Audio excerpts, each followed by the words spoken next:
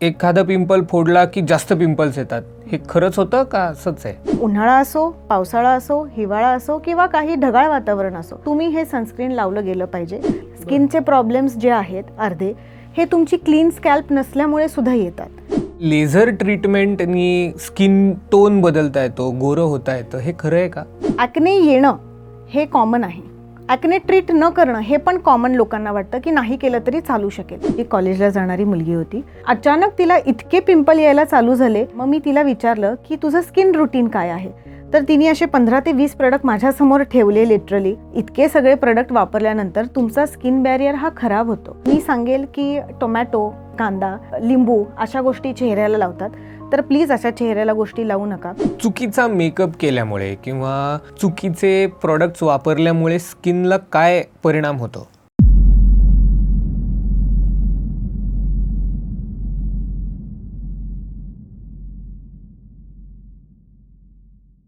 नमस्कार मंडळी, वैचारिक किडाच्या वैचारिक गप्पांमध्ये तुम्हा सगळ्यांचं स्वागत. आपण कसे दिसतो हा आपल्याला नेहमी प्रश्न पडलेला असतो आणि त्यावरच आपल्याशी गप्पा मारायला आज आलेल्या आहेत doctor Shilpa Patil madam. Ma'am, तुमचं स्वागत आहे. तुम्ही तुमचं इंट्रोडक्शन देता का 1-2 शब्दात? मी डॉक्टर शिल्पा पाटील. मी MD डर्मॅटोलॉजिस्ट आहे. बोर्ड सर्टिफाईड डर्मॅटोलॉजिस्ट म्हटलं जातं आणि मी गेले 8 ते 10 वर्ष या फील्डमध्ये काम करते. इथॉस्की म्हणून माझं एक क्लिनिक आहे जे बालेवाडीला मी चालवते आहे आणि 2-3 हॉस्पिटललाही मी अटॅच्ड आहे. माझं स्पेशलायझेशन हे क्लिनिकल डर्मॅट प्लस कॉस्मेटिक या दोन्ही गोष्टींमध्ये झालेलं आहे. आपली स्किन नॅचरली हील होत राहते, मग आपल्याला स्किन केअरची काय गरज आहे? नॅचरली स्किन हील होतेच, पण त्यासोबत एक्स्ट्रा केअर घेणंही खूप गरजेचं आहे. बिकॉज आजच्या धावपळीच्या आपल्या या धकाधकीच्या जीवनामध्ये आपल्याला खूपसा वेळ स्वतःसाठी हे मिळत नाही आहे आणि आपलं जे लाईफस्टाईल आहे, ज्या पद्धतीने आपण जे खातो आहे, ज्या पद्धतीने आपण राहतो आहे, जे काही प्रदूषण आहे आपल्या अवतीभोवती, या गोष्टींमुळे आपल्याला त्याच्या केअरची खूपच गरज आहे. आधीपेक्षा आत्तामध्ये काय बदल घडला आहे असं वाटतं ज्याच्यामुळे स्किन केअरची जास्त गरज वाटायला लागली आहे? आधीचं आपलं खाणं जे आपण ऑर्गॅनिकली खायचं, म्हणजे आपली आजी किंवा आई यांनी आत्तापर्यंत कधीही सनस्क्रीन लावलेली नाही. आत्ताही ते लावत नाहीत बिकॉज त्यांचं खाणं पिणं जे त्यांचं लाईफस्टाईल होतं, कमी स्ट्रेस होता, खाणं त्यांचं ऑर्गॅनिक होतं, जे शेतातलं यायचं पिकायचं तेच खाल्लं जायचं, फिजिकल वर्क प्रॉपर होतं, प्रदूषणही कमी होतं. आता ओझोन लेअर हा कमी होत चालला आहे, प्रदूषणही वाढत चाललं आहे. या सगळ्यांचा स्ट्रेस हा आपल्या स्किनवर दिसतो, त्यामुळं त्याची गरज आत्ता आहे. आजकाल मी इंस्टाग्रामवर खूप बघतोय की इन्फ्लुएन्सर्स त्यांचं मेकअप रुटीन शेअर करतात, पण असं दिसतं की त्यांचे चेहरे फार तेलकटच दिसत आहेत. पण ते हेल्दी आहे का नाही आहे? जसं तुम्ही म्हणालात की सेलिब्रिटी खूप ऑइली आणि हे दाखवतात, तर आजकाल ते लाईट म्हणा, तो शूट करतानाचा तो लाईटचा इफेक्ट पण असतो, थोडा मेकअपचा प्रभाव असतो, त्यामुळेही ते दिसतात. आणि सध्या कोरियन ट्रीटमेंट किंवा कोरियन ग्लास स्किन जे म्हटलं जातं त्यासाठीही मे बी ते दाखवलं जातं, पण that is not all the time is healthy किंवा खूप त्यांची स्किन तशीच असते असंही नाही आहे. आत्ता तुम्ही म्हणालात कोरियन स्किन केअर, हे काय आहे? कोरियन स्किन केअर कोरियन लोकांनी एक हाईप केलेली गोष्ट आहे. अच्छा. आजकाल आपल्या इंडियामध्ये खूप जास्त ट्रेंड त्याचा दिसतो. 10 स्टेप्स स्किन केअर जिथे केलं जातं, ज्याच्यामध्ये तुमचं फेस वॉश असेल, तुमचा टोनर असेल, अँटीऑक्सिडंट सिरम्स असतील, त्याच्यानंतर तुमचं मॉइश्चरायझर, सनस्क्रीन, नाईट क्रीम, ह्या सगळ्या गोष्टी केल्या जातात. एकतर त्यांचं लाईफस्टाईल, जे ते खातात, त्यांचं एकतर वेदर, त्यांचं जे हवामान आहे ते खूप सुंदर आहे, कमी पल्युटेड आहे. दुसरी गोष्ट, ते जे खातात ते रॉ गोष्टी खाल्ल्या जातात. ओमेगा 3 फॅटी ॲसिड जे फिशमध्ये जास्त मिळतं, राईस आणि फिश हा त्यांचा मूळ आहार आहे. तर या सगळ्या गोष्टींचा खूप प्रभाव आहे त्या गोष्टीकडे आणि लकीली त्यांच्याकडे त्या गोष्टी आहेत, त्यामुळं त्यांची स्किन मुळातच छान आहे. मुळातच इंडियन लोकांची स्किन थोडीशी ऑइली आणि जास्त ओपन पोर्स असलेली आहे, त्यामुळं 100% आपल्याला तसा रिझल्ट नाही भेटू शकणार. त्यामुळं तुम्ही स्किन केअर किती कोरियन फॉलो केलं गेलं पाहिजे हे तुम्ही ठरवायला पाहिजे. चुकीचा मेकअप केल्यामुळे किंवा चुकीचे प्रोडक्ट्स वापरल्यामुळे स्किनला काय परिणाम होतो? एकतर स्किनला इरिटेशन होतं, स्किन तुमची वरचा लेअर जो स्किन बॅरियर आपण जे म्हणतो तो डिस्टर्ब केला जातो, तो डिस्टर्ब झाला की तुमची स्किन इरिटेट होते, लालसरपणा होतो, त्याच्यावरती रिॲक्शन येते. त्यामुळं चुकीचा मेकअप म्हणण्यापेक्षा चुकीच्या पद्धतीने लावला गेला किंवा तो काढला गेला. जसं की आपण मेकअप करताना ब्रशेस वापरतो, ते ब्रिसल्स जे असतात ब्रशेस ते सुद्धा तुमच्या स्किन बॅरियरला डिस्टर्ब करू शकतात. तर तो तुम्ही लावताना स्पंजेस किंवा आपल्या नॉर्मल हाताने सुद्धा तुम्ही ते लावू शकता. आणि मी नेहमी सांगते की तुम्ही जितके कॉस्मॅटिकवरती खर्च करता त्याच्यापैतले थोडेसे पैसे तुम्ही वाचवून तुम्ही जे यूज अँड थ्रो किंवा डिस्पोजेबल जे स्पंजेस येतात ते तुम्ही वापरा. जेणेकरून काय होतं, most of the time makeup artist असतात किंवा आपण एखाद्या सलोनमध्ये जातो मेकअप करण्यासाठी. मेकअपची क्वालिटी छान असते, मेकअपचं सगळेच खूप छान भारी भारी ब्रँडमधले त्यांनी वापरलेले असतात. तरीही आपल्याला पिंपल काय येतात, जे आपण वापरतो ते ब्रशेस ते व्यवस्थित पद्धतीने सॅनिटाईज केलेले नसतात, ते वॉश केलेले नसतात, त्याची योग्य ते हायजीन मेंटेन केलेलं नसतं. म्हणून मी माझ्या पेशंटला नेहमी सांगते, जाताना एक 300-400 रुपयाचा एक मोठा तुम्ही तो किट घेऊन जावा, तो तुमच्यासाठी स्पेसिफिकली ठेवा. अदरवाईज तुम्ही तुमच्या आर्टिस्ट किंवा जिथे जाताय ज्यांच्याकडे मेकअप करताय त्यांना सांगा की तुम्ही डिस्पोजेबल आमच्यासाठी प्लीज वापरा.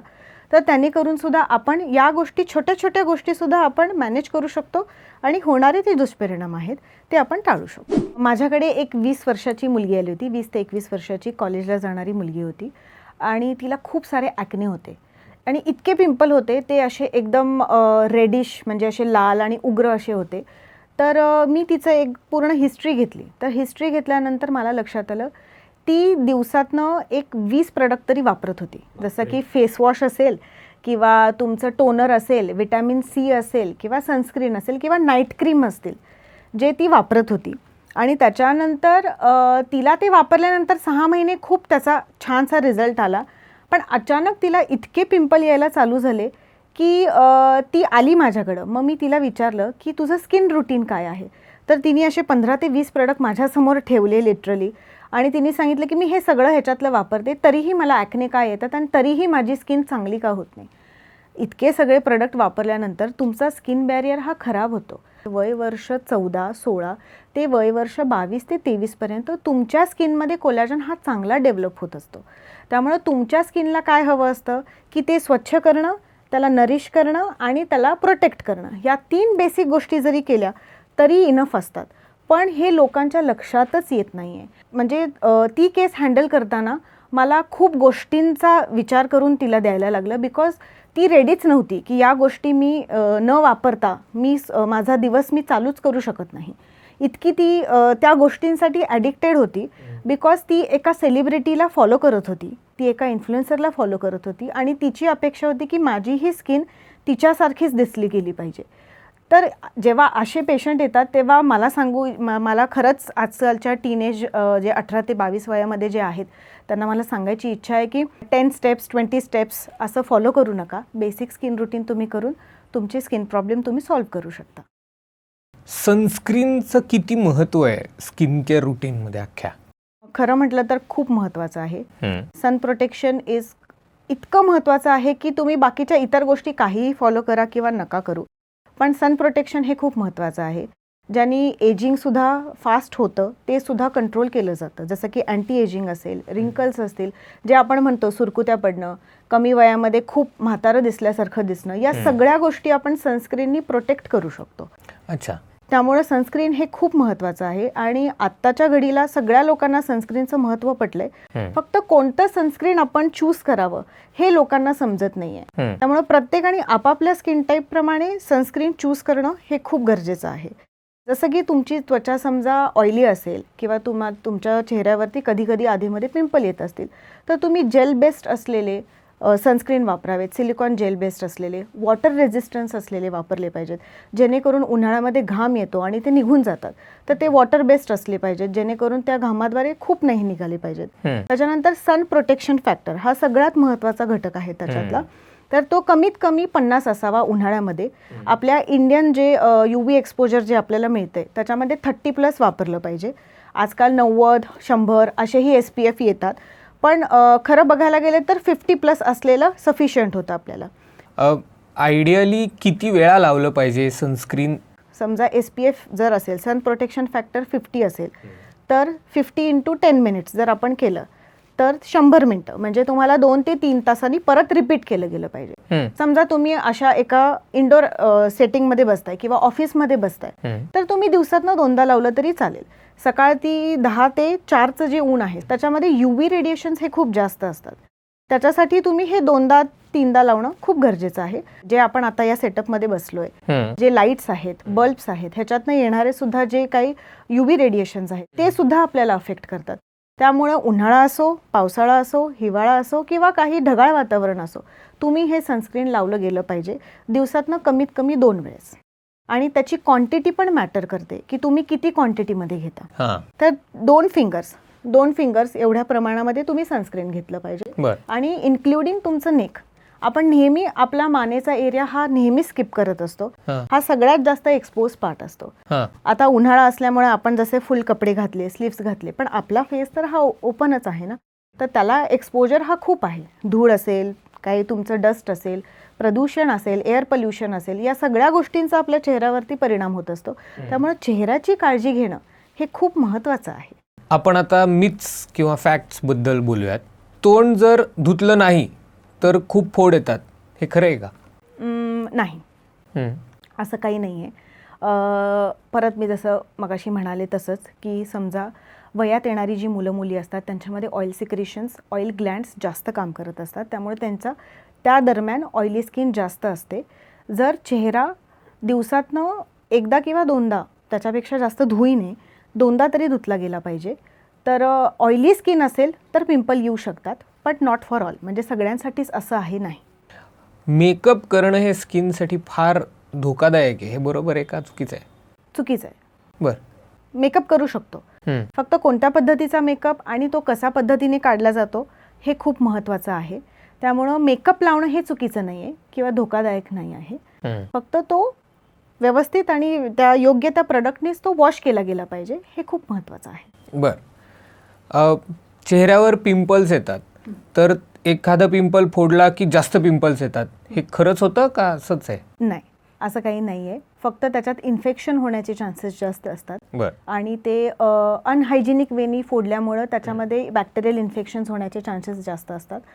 आणि त्याच्यानंतर पडणारे डाग, जो खूप मोठा विषय आहे, ते पडू नये म्हणून ते फोडू नयेत, एवढंच त्याच्या मागचं कारण आहे. मास्टरबेशन केल्यामुळे चेहऱ्यावर खूप पिंपल्स येतात, तर हे खरं आहे का नाही? नाही नाही नाही, असं काही नाही आहे. मास्टरबेशन आणि तुमचे पिंपल ह्याचा कुठेही डिरेक्टली किंवा इनडिरेक्टली संबंध नाही आहे. खूप स्ट्रेस घेतल्याने स्किनचे आजार वाढतात का? हो, वाढतात ना. एक उदाहरणार्थ देते. समजा माझ्या घरी काल फंक्शन झालं, मी रात्री 3:30-4 वाजता झोपले. उद्या सकाळी मी ऑफिसला गेले, माझे कलिग मला विचारतात, का गं झोपली नाहीस, चेहरा पूर्ण सुकल्यासारखा वाटतोय, डोळे तुझे फार हे झालेत. तर स्किन इज द इंडिकेटर की तुम्ही झोपला नाही आहे. सो या सगळ्या गोष्टींसाठी तुमचं लाईफस्टाईल मॉडिफिकेशन हे खूप महत्त्वाचं आहे. त्यामुळं 100%. स्किनच्या खूप कॉमन समस्या काय काय आहेत? कॉमन समस्या एक तर लोकांमध्ये आत्ता नवीन जो ट्रेंड आहे की खूप वेळेस मी मगाशी पण म्हणाले, oily skin, acne prone skin. त्यामुळे लोकांना माहीत झाले की सॅलिसिलिक बेस्ड फेसवॉश वापरायचा, टी ट्री ऑइल फेसवॉश वापरायचा किंवा बेन्झाईल पेरॉक्साईड असलेलं वापरायचा. पण काही लोकांची स्किन ही ड्राय आहे, तरीही त्यांना ॲक्ने येतात.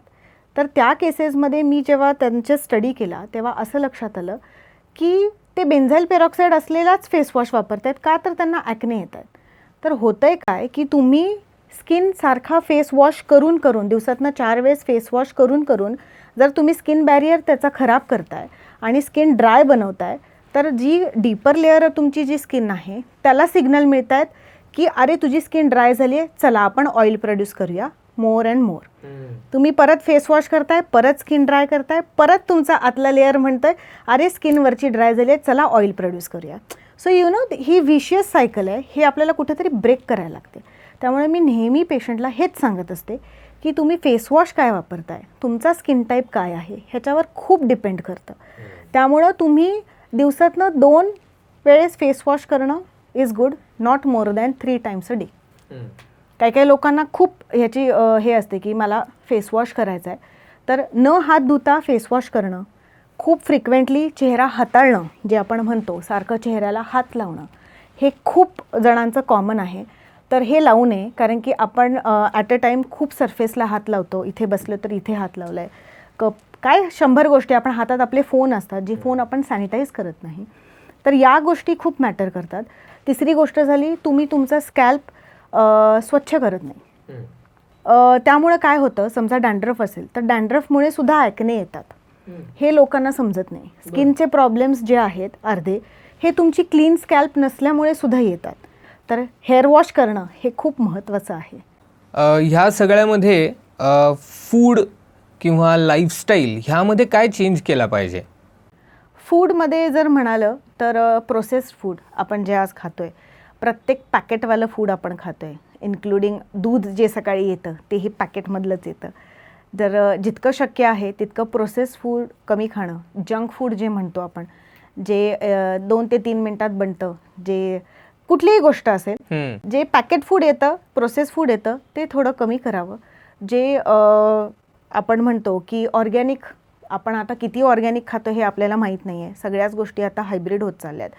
त्यामुळं ऑर्गॅनिक फूड खाणं, त्याच्यामध्ये फ्रूट्स असतील, रोजचं आपलं जेवण असेल. आपण Maharashtrian, we are so blessed की आपल्याकडे जी फूड पद्धती आहे किंवा आपल्याकडे जे जेवण बनलं जातं त्याच्यामध्ये प्रत्येक गोष्टीचा समावेश आहे. तुमचं लोणचं असेल, तुमची कोशिंबीर असेल, तुमची हिरवी पालेभाजी असेल, तर प्रत्येक गोष्टीमध्ये हा वेगवेगळे घटक आहेत. त्याच्यामध्ये प्रत्येक गोष्टीमध्ये एक वेगवेगळ्या प्रकारचा अँटीऑक्सिडंट आहे. एका ह्याच्यामध्ये विटॅमिन सी आहे, एका ह्याच्यामध्ये विटॅमिन तुमचं बी आहे.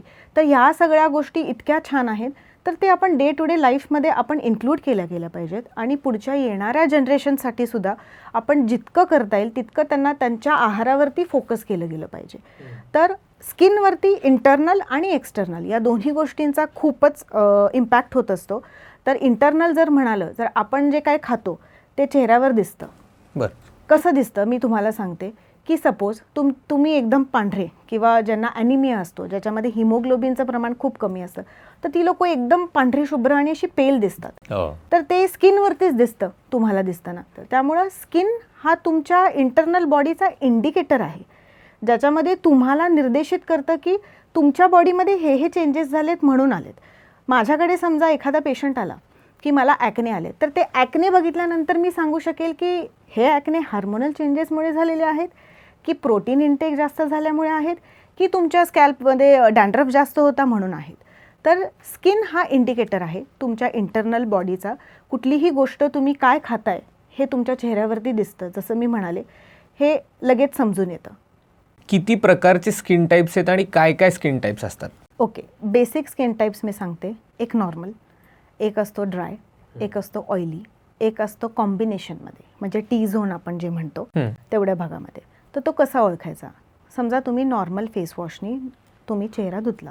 चेहरा धुल्यानंतर एक 30 मिनटं तुम्ही चेहऱ्याला काहीही लावायचं नाही. त्याच्यानंतर जर तुम्हाला तुमची त्वचा समजा ओढल्यासारखी वाटली तर तुमचा ड्राय टाईपमध्ये येतो. ओढल्यासारखी थोडीशी व्हाईटिश असं जर फ्लेक्स वाटले तुमच्या चेहऱ्याला, ओढल्यासारखं वाटलं तर ती ड्राय स्किन आहे.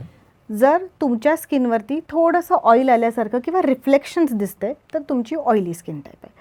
जर तुमच्या फक्त कपाळावरती, नाकावरती आणि हनुवटीवरती एवढ्याच भागामध्ये जर तुमचं रिफ्लेक्शन दिसत असेल पण इथे समजा नॉर्मल असेल तर that is called a combination type of skin. आणि चेहरा धुल्यानंतर ना ओढल्यासारखा वाटतोय, ना ऑइली वाटतोय, ना कुठलेही काही वाटत नाही आहे, तर तो नॉर्मल स्किन टाईप आहे. सो अशा पद्धतीने तुम्ही तुमचा स्किन टाईप ओळखायचा आहे. बाहेरच्या देशातल्या लोकांच्या स्किनमध्ये आणि भारतीय लोकांच्या स्किनमध्ये काय फरक आहे? डर्मॅटोलॉजिकली आमच्याकडे स्किन टाईप मेजर केला जातो. स्किन टाईप 1 to 7 पर्यंत. स्किन टाईप 1 to 3 जो येतो तो फॉरेनर्समध्ये येतो, ज्याच्यामध्ये मेलॅनिन नावाचं एक रंगद्रव्य असतं जे तुमच्या स्किनला कलर देतं. तर ते त्यांच्यामध्ये कमी असतं. आणि आपण जे आहे टाईप 4 to 7 मध्ये आपण येतो, लाईक नॉर्थ इंडियनपासनं ते साऊथ इंडियनपर्यंतची लोकं. तो we comes into the brown people, आपण जे म्हणतो ब्राऊन लोकं, तर त्या ह्याच्यामध्ये येतं. त्यामुळं आपल्याकडे आपली स्किन टाईप ही जास्त छान आहे कम्पेअर टू फॉरेनर्स. तुमचा स्किन टाईप कसाही असला तरीही तुम्ही सेम स्किन रुटीन फॉलो करू शकता का? नाही, तुमचा स्किन टाईप ॲक्च्युली थोडासा त्याच्यात बदल करायला लागतो. जसं आता उन्हाळा चालू होते, तर उन्हाळ्यामध्ये लो मॉलिक्युलर वेट म्हणजे एकदम असे थिन कन्सिस्टन्सी असलेले तुम्ही प्रोडक्ट वापरायला पाहिजेत. त्याच्यामध्ये खूप लेअरिंग नको. बेसिक गोष्ट काय, तुम्ही चेहरा धुतला आणि सनस्क्रीन लावलं तरी चालू शकतं. त्याच्यामध्ये मधल्या ज्या स्टेप्स आहेत ते करायची गरज राहत नाही. बिकॉज उन्हाळ्यामध्ये टेम्परेचर एवढं असतं, घाम एवढा आपल्याला येत असतो, तर सगळेच प्रोडक्ट आपल्या चेहऱ्यावर राहतील याची काही गॅरंटी नाही. तर ते वॉटर बेस्ड असले पाहिजेत, त्याही गोष्टी खूप महत्त्वाच्या आहेत. तर क्लायमेटनुसार आणि ऋतूनुसार तुमचं स्किन रुटीन हे बदलतं. म्हणजे इतके दिवस काही लोक अशीही येतात की मी इतके दिवस हे प्रोडक्ट वापरत होते, पण आता मला हे सूट होत नाही आहे, किंवा आता मला त्याचं घाम येतोय, किंवा मला ते लावल्यानंतर पुरळ येत आहेत, अशा गोष्टीही होतात. तर त्याच्यामध्ये तुमचं लाईफस्टाईल, तुम्ही समजा खूप एक्स्ट्रीम टेम्परेचरला गेला, जसं की तुम्ही काश्मीरसारख्या ठिकाणी गेला, तर तिथे खूप थंड असल्यामुळे तुम्हाला एक जास्त प्रोटेक्ट करायला मॉइश्चरायझर लागेल. तर तो मॉइश्चरायझर कुठला असावा, तर त्या दरम्यान तिथे वापरायला तुम्हाला तो वेगळाच हवा आहे, पण तुम्ही इथे परत आल्यानंतर तुम्हाला तो वेगळा वापरायला लागणार आहे. तर त्यामुळे ऋतूनुसार, क्लायमेटनुसार तुमचं स्किन रुटीन हे बदलू शकतं. नॅचरल प्रोडक्ट्स कुठले सर्वोत्तम आहेत आपल्या स्किनसाठी? नॅचरल प्रोडक्ट लावण्यासाठी की खाण्यातनं म्हणताय? दोन्ही. नॅचरल गोष्टी खाण्यातनं खूप छान छान आहेत. जसं मी म्हणाले, फ्रूट्स आहे, अक्रोड आहे, ड्रायफ्रूटमधलं अक्रोड ओमेगा 3 फॅटी ॲसिड आहे, जसं की जवस आहे. या सगळ्या गोष्टी खूप छान ओमेगा 3 फॅटी ॲसिड म्हणून काम करत असतात आपल्या बॉडीमध्ये.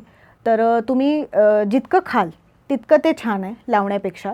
मी सांगेल की टोमॅटो, बटाटा, लोक ऑनियन, त्याच्यानंतर म्हणजे कांदा, त्याच्यानंतर लिंबू, अशा गोष्टी चेहऱ्याला लावतात. तर प्लीज अशा चेहऱ्याला गोष्टी लावू नका, कारण की त्याच्यामध्ये ॲस्कॉर्बिक ॲसिड असतं, त्याच्यानंतर तुमचं लायकोपिन असतं.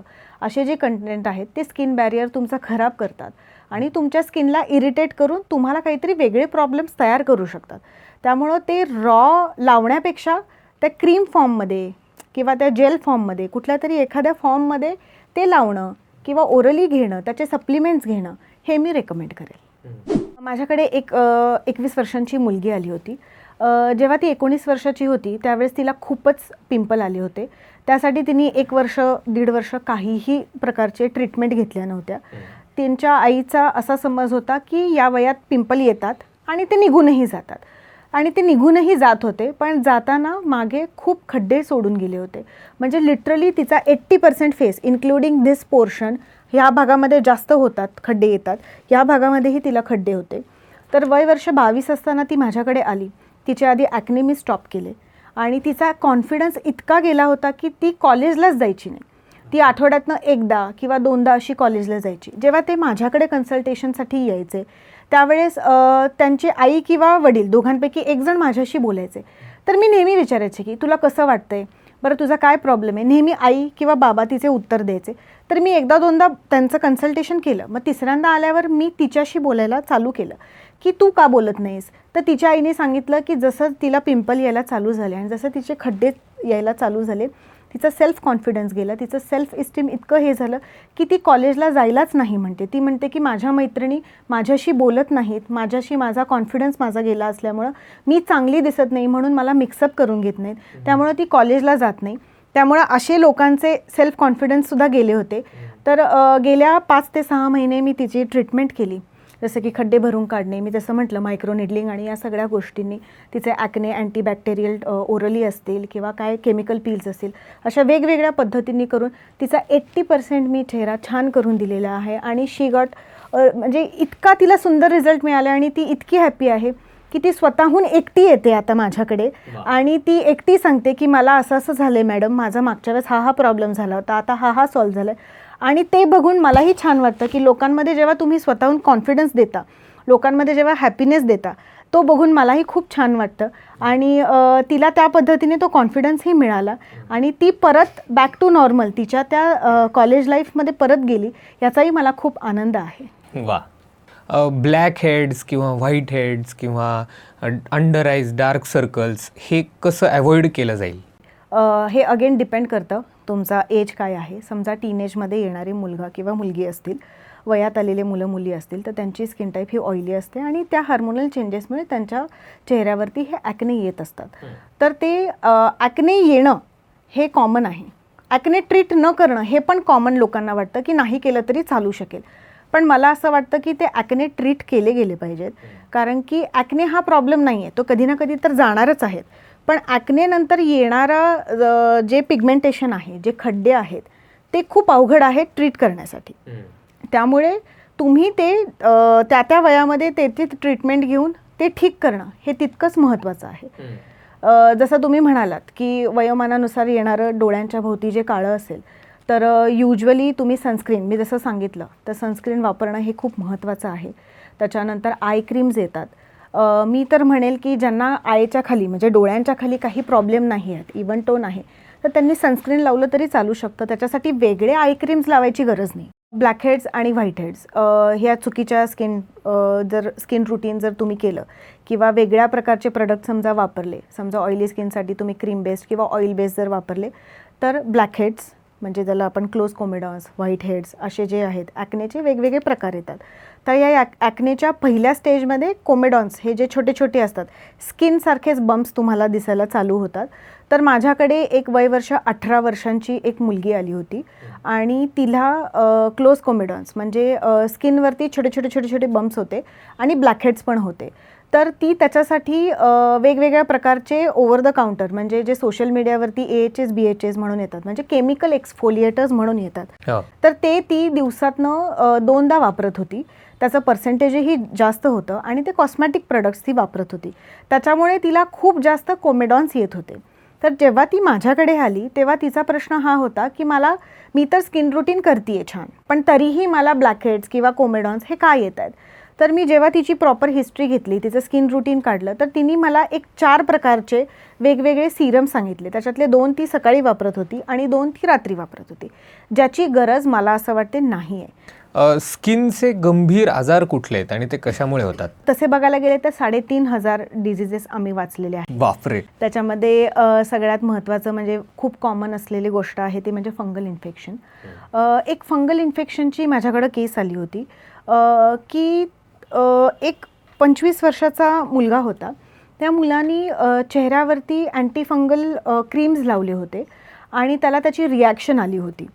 तर मी त्याला विचारलं की एक्झॅक्टली काय झालं होतं आणि काय तुमच्या स्किनवरती असे गोष्टी दिसल्या म्हणून तुम्ही ही क्रीम लावली. तर म्हणाले की आता उन्हाळा चालू झाला आहे आणि मी मेडिकलमध्ये गेलो आणि त्यांना मी दाखवलं तर मला थोडीशी अशी स्किनवरती एक व्हाईट कलरची बॉर्डर दिसली आणि त्याच्यामध्ये खाज वगैरे काही नव्हती, पण अधूनमधून मला खाज यायची.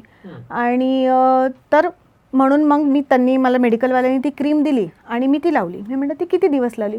मी 2 महिने लावली. बापरे. 2 महिने तो चेहऱ्याला ती अँटीफंगलची क्रीम लावत होता आणि त्याच्यानंतर तो माझ्याकडे आला. त्याचं निदान केलं तर असं लक्षात आलं की त्याच्या स्किनला फंगल इन्फेक्शन नव्हतंच. त्याची स्किन ही इतकी ड्राय होती की त्याला फक्त मॉइश्चराईज करून सुद्धा आपण त्याला ठीक करू शकत होतो.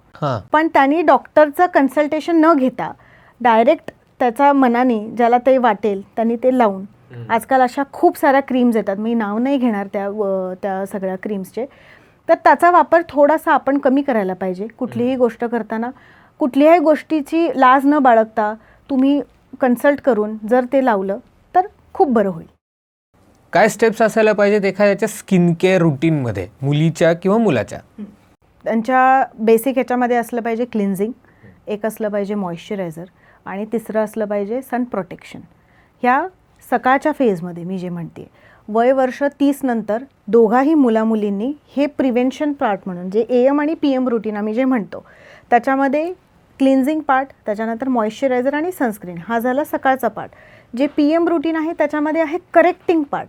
समजा जसं की तुमच्या डोळ्यांच्या खाली काही, जसं तुम्ही म्हणालात की जसं आजकाल अंडर आय तिथे थोडंसं पिगमेंटेशन होतं किंवा चेहऱ्यावरती थोडंसं वांग येतं, तर त्या करेक्ट करणाऱ्या गोष्टी असतात, तर त्या तुम्ही रात्रीच्या तुमच्या क्रीम्समध्ये, नाईट क्रीम्समध्ये इन्क्लूड गेल्या पाहिजेत. जसं की जसं वय वाढत जातं तसं ड्रायनेस पण वाढत जातं. तर हायलुरॉनिक ॲसिड नावाचं कंटेंट असलेलं एक क्रीम येतं. तर त्याचं एक असा मॉलिक्यूल आहे की तुमच्या स्किनमध्ये मॉइश्चर किंवा पाणी पकडून ठेवण्याचं काम ते करतं. तर ते कंटेंट असलेले क्रीम्स तुम्ही लावू शकता नाईट रुटीनमध्ये. इतकंही केलं तरी सफिशियंट होऊन जातं तुम्हाला तुमचं स्किन प्रॉपर आणि व्यवस्थित ठेवण्यासाठी. उन्हाळ्यामध्ये स्किनची काय काळजी घेतली पाहिजे? तुम्ही काही टिप्स देऊ शकता का? हो, नक्कीच. उन्हाळ्यामध्ये सगळ्यात महत्त्वाचं म्हणजे पाणी. डिहायड्रेशन होऊन चालत नाही, तर पाण्याचं प्रमाण 3 ते 4 लिटर हे असलं पाहिजे. उन्हामध्ये जाताना तुम्ही गॉगल म्हणा, तुमची कॅप, टोपी ह्याच्यासोबत तुम्ही स्कार्फ तुम्ही चेहऱ्याला समजा टू व्हीलरवरनं जात असाल तर त्यांनी कवर करणं हे खूप महत्त्वाचं आहे. त्याच्यासोबत सनस्क्रीन, जसं मी म्हणाले, sun protection is most important factor असला गेला पाहिजे. तर या सगळ्या गोष्टींचा विचार केला गेला पाहिजे. सुटसुटीत कपडे, सुती कपडे आणि लूज कपडे घातले गेले पाहिजेत, जेणेकरून जरी घाम आला तरी तो ॲब्झॉर्ब केला गेला पाहिजे. नाहीतर मग फंगल इन्फेक्शन्स होण्याचे चान्सेस खूप जास्त असतात. जसं की आपल्याकडे खूप टाईट कपडे घातले उन्हाळ्यामध्ये तर घामोळ्या हा एक प्रकार असतो. तर घामोळ्या, फंगल इन्फेक्शन्स ह्याचा बचाव करण्यासाठी आपण सुटसुटीत कपडे घालू शकतो. तर अशा पद्धतीने तुम्ही उन्हाळ्यामध्ये तुमची काळजी घेऊ शकता. स्कार्फ बांधल्याने खरंच स्किन सेफ राहते का? पुण्यात आपण खूप मुलींना बघतो स्कार्फ बांधून फिरताना. ॲक्च्युली डिरेक्ट सन एक्सपोजरपेक्षा थोडं आपण जे मुली आजकाल स्कार्फ वापरतात त्याचा थोडासा थिकनेस जास्त असावा. ती पातळ ओढणी किंवा ह्याच्यापेक्षा थोडंसं जाड कापड असलेलं कधीही बरं. तर ॲटलिस्ट तुम्हाला त्या डायरेक्ट सन एक्सपोजरला तुम्ही त्याच्यापासून बचाव 100% करू शकता. त्वचेचे कुठलेही आजार होऊ नयेत म्हणून काय काळजी घ्यावी? कुठलेही आजार होऊ नयेत. एक तर सगळ्यात महत्त्वाची गोष्ट म्हणजे तुम्ही चांगलं खाल्लं केलं पाहिजे. तुम्ही 3 ते 4 लिटर पाणी पिलं पाहिजे. तुमच्या सगळ्या जेवणामध्ये किंवा तुमच्या खाण्यामध्ये फळांचं प्रमाण, फळभाज्या, पालेभाज्या ह्यांचंही प्रमाण खूप असलं गेलं पाहिजे. झोप ही 6 ते 7 तास खूप महत्त्वाची आहे. त्याच्यामध्येही हार्मोनचा खूप मोठा रोल आहे, त्यामुळं झोप ही खूप महत्त्वाची आहे. आणि त्याच्यानंतर मी जसं सांगितलं तसं स्किन रुटीन, एक बेसिक स्किन रुटीन तुम्ही फॉलो केलं पाहिजे. तुमच्या वयानुसार, तुमच्या लाईफस्टाईलनुसार तुम्ही काय प्रकारचं तुमचं काम आहे, इनडोर आउटडोर, त्याप्रमाणे तुम्ही केलं पाहिजे. आणि सगळ्यात महत्त्वाचं म्हणजे तुम्ही आनंदी राहणं खूप महत्त्वाचं आहे. जे आपण म्हणतो आनंदी असेल तर हॅपी हार्मोन्स तुमचे रिलीज होतात बॉडीमध्ये आणि तेच तुमच्या चेहऱ्यावरही दिसतात. त्यामुळे या सगळ्या गोष्टी खूप महत्त्वाच्या आहेत. तुम्ही मुलांना जरा नॉलेज देऊ शकता का स्किन केअर प्रॉडक्ट्सच्या बाबतीत? कारण मी बघितलंय मुलं एक साबण चेहऱ्यालाही लावतात, तोच अंगालाही लावतात, तोच डोक्यालाही लावतात. मॉइश्चरायझर असेल तेच अंगाला लावतात, तेच चेहऱ्याला लावतात. तर ह्याच्याबद्दल तुम्ही थोडं त्यांना नॉलेज देऊ शकता का? हो, नक्कीच देऊ शकते. मी तर पहिल्यांदा म्हणेल की तुमचं स्कॅल्प क्लीन असली पाहिजे. त्यासाठी तुम्ही आठवड्यातनं 3दा शॅम्पूइंग केलं गेलं पाहिजे. तुमची जर स्कॅल्प क्लीन असेल तर चेहराही क्लीन राहील. तर बेसिक तुम्ही त्याच्यामध्ये एक फेसवॉश इन्क्लूड करा. तो फेसवॉश दिवसातनं 2दा तरी मिनिमम करा. जो दिवसातनं एकदाही होत नाही, जी मुलं करत नाहीत, तर 2दा तरी तुम्ही इन्क्लूड करा. तो चेहरा धुतल्यानंतर तुम्ही तो नुसताच घासण्यापेक्षा नुसता तो टिपून घ्या. युजली लोकांना सवय असते, मुलांना सवय असते, तो घेतला आणि घासला चेहरा आणि मग टाकून टॉवेल गेलो. तर तसं करू नका. तर चेहरा दिवसातनं 2दा धुणे आणि तो सन प्रोटेक्शन, जसं की आपण सनब्लॉक लावणे, हेही तितकंच महत्त्वाचं आहे. तर या बेसिक 2 गोष्टी जरी केल्या, चेहरा दिवसातनं 2दा धुतला आणि सनस्क्रीन लावलं, तरी खूप म्हणजे चेहरा चांगला राहतो किंवा तुमची जी स्किन आहे ती स्किन टाईप चांगली करण्यासाठी मदत करतं. मग हळूहळू तुम्ही तुमचं स्किन केअर रुटीन तुम्ही थोडं ॲडव्हान्स करू शकता. सनस्क्रीन मुलांनी कसं लावावं? मी बघितले मुलं अशी घेतात, असं करून चेहऱ्याला लावून निघून जातात. ॲक्च्युली ती चुकीची पद्धत आहे. तर तुम्ही जेव्हा सनस्क्रीन लावता तेव्हा 2 फिंगर्स, आपण जे म्हणतो 2 फिंगर्स तेवढे घ्यावेत. म्हणजे $5 डॉलर येतो तेवढा तुम्ही तो घ्यावा. व्यवस्थित चेहऱ्यावरती एक स्पॉट लावावे आणि तो बाहेरच्या दिशेने आणि वरच्या दिशेने, म्हणजे आउटवर्ड आणि अपवर्ड आम्ही जे म्हणतो त्या ह्याच्या डिरेक्शनमध्ये तुम्ही ते लावावं. तुमचे कानही त्याच्यात इन्क्लूड करावे आणि तुमची मानही त्याच्यात इन्क्लूड करावी. सो चेहरा थोडासा नाजूक पद्धतीने जर हँडल केला तर खूप काही गोष्टी आपण अवॉइड करू शकतो. जसं की खूप घासल्याने फ्रिक्शनल डर्मॅटायटिस असा एक नावाचा आजार असतो. त्याच्यामध्ये स्किन खूप जास्त काळी होण्याचे चान्सेस जास्त असतात. का तर तुम्ही तीच स्किन सारखी घासताय किंवा त्या टॉवेलला घासून पुसताय. तर त्यांनी सुद्धा फ्रिक्शनल डर्मॅटायटिस नावाची कंडिशन असते, तेही होऊ शकतं, त्याच्यामुळेही पिगमेंटेशन येऊ शकतं. म्हणून ती नाजूक पद्धतीने हाताळावी असं मला वाटतं. लेझर ट्रीटमेंटनी बऱ्याच गोष्टी क्युअर करता येतात किंवा स्किन टोन बदलता येतो, गोरं होता येतं, हे खरं आहे का? हो. लेझर कुठल्या गोष्टींसाठी आपण वापरतोय हे खूप महत्त्वाचं आहे. लोकांमध्ये लेझरबद्दल खूप असे मिसकन्सेप्शन आहेत की बापरे, लेझर म्हणजे आपल्या स्किनला खूप कुठल्याही ऑर्गनला धक्का नाही ना देत आहेत किंवा आपल्याला कॅन्सर तर नाही करत आहेत ना. तर या गोष्टीही खूप महत्त्वाच्या आहेत की स्किन लेझर्स हे कुठल्याही प्रकारचे कॅन्सर्स नाही, कुठल्याही प्रकारचं दुष्परिणाम करत नाहीत किंवा कॅन्सरला करत नाहीत किंवा कॅन्सरसारखे कुठल्याही गोष्टीसाठीला ते कारणीभूत नाही आहेत. तर त्या वेगवेगळ्या कारणांसाठी येतात. जसं की एक लेझर जर आपण म्हटलं तर लेझर हेअर रिडक्शन हे खूप कॉमन आहे. तुमच्या बॉडीवरचे अनवॉन्टेड हेअर काढण्यासाठीचं एक वापरलेलं टेक्निक आहे, एक टेक्नॉलॉजी आहे. तर हे काय करतं, तर हे तुमच्या हेअर फॉलिकलवरती टार्गेट करतं. तुमच्या हेअर फॉलिकलला तुमच्या त्वचेच्या आजूबाजूच्या त्वचेला कुठलाही धक्का न देता डायरेक्टली तुमच्या हेअर फॉलिकलवर काम करून तुमची हेअर ग्रोथ कमी करण्यासाठी मदत करतं. सर त्याला म्हणतात LHR म्हणजेच लेझर हेअर रिडक्शन. हे झाला एक प्रकार. दुसरा आहे क्यू स्विच लेझर.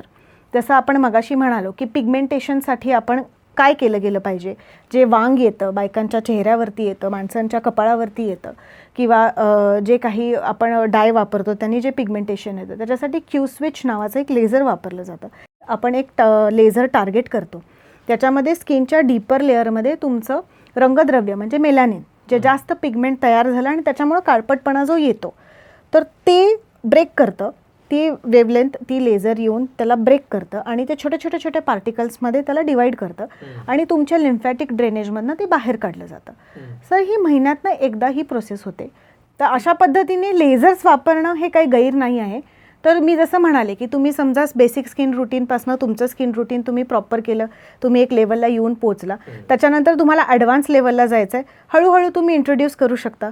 सेलिब्रिटी का छान दिसतात, ते एखाद्या ठिकाणी आल्यानंतर त्यांचा एक ऑरा असतो किंवा ते आहेत वेगळे हे का जाणवतं, ते सगळी लोक स्किन ट्रीटमेंट घेतात. नुसतंच स्किन रुटीन करून किंवा नुसतंच चेहऱ्याला लावून ती लोकांचं नाही तेवढ्यात भागत किंवा नाही ते करू शकत. त्यांनाही काही ना काही गोष्टींचा अभाव असतो, काही ना काहीतरी सप्लिमेंटेशन्स घ्यायला लागतात, त्यांच्यातही एजिंग होत असतं. तर ते सगळे या प्रकारचे स्किन ट्रीटमेंट घेत असतात, म्हणून ती लोक छान दिसतात. बरोबर. तुमचं क्लिनिक कुठे आहे आणि तिथे कुठल्या प्रकारचे ट्रीटमेंट्स तुम्ही करता? माझं क्लिनिक आहे इथॉस्की इलेट कॉस्मॅटॉलॉजी लाऊंज म्हणून बालेवाडी हाय स्ट्रीटवरती.